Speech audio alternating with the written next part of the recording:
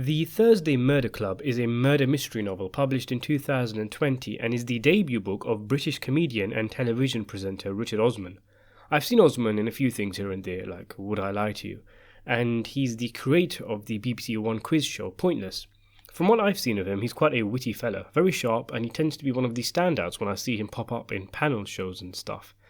And that wittiness carries over to his debut novel, I feel, which is a kind of cozy, warm, light-hearted comedic murder mystery, not a hard-edged detective story or anything like that. The novel caught my attention when Osman was promoting it, and it turned out to be a bestseller. It's broken all sorts of records, which piqued my interest. From the name alone, you could be mistaken, like I was, for thinking that this is one of those murder novels set in a big dark house where someone has been bumped off in the night and a group of strangers in the house are the suspects. The kind of story which has become a lot more popular recently with films like Knives Out, but this isn't like that at all. Unless by big house you mean retirement home, and by strangers you mean dear old friends, because that's what this story actually centers on. The Thursday Murder Club is a group of elderly retired pensioners living in one of the best retirement communities around.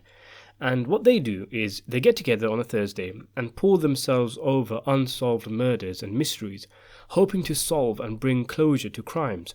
Obviously, it's a bit of fun, it's an excuse to get their brains working, and it's not as if they'll be filing a report to the local chief inspector in the morning.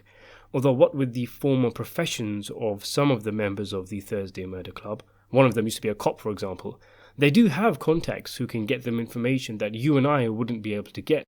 And with sharp minds and plucky determination, anything can be solved.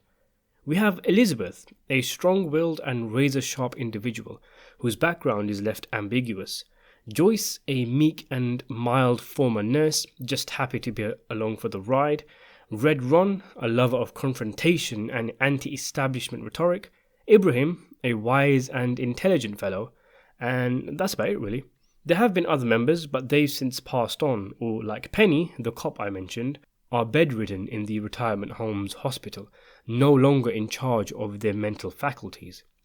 The amateur sleuths are doing their thing when an impossible opportunity arises, an actual murder, connected to people they know, and not just one but two.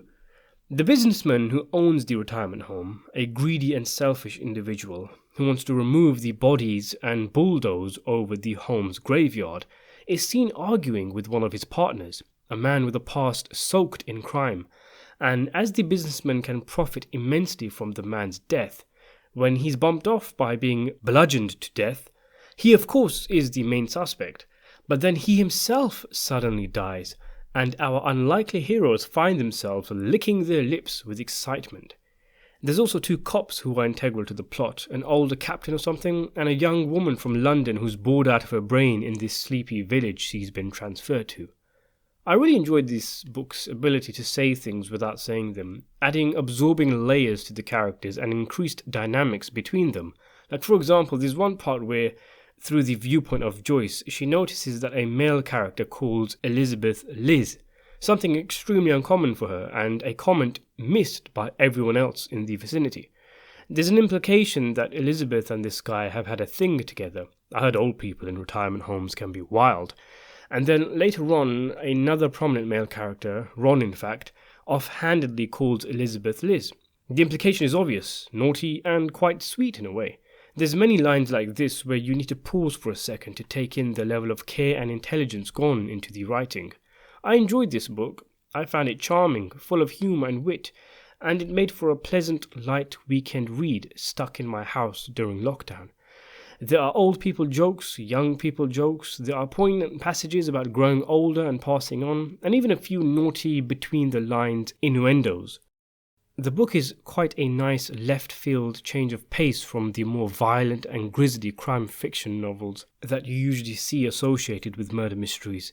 This one's light, but it's engaging, and it has several neat twists, turns, and reveals that makes the mystery click, and I do look forward to the sequel that's been announced. Thanks for watching.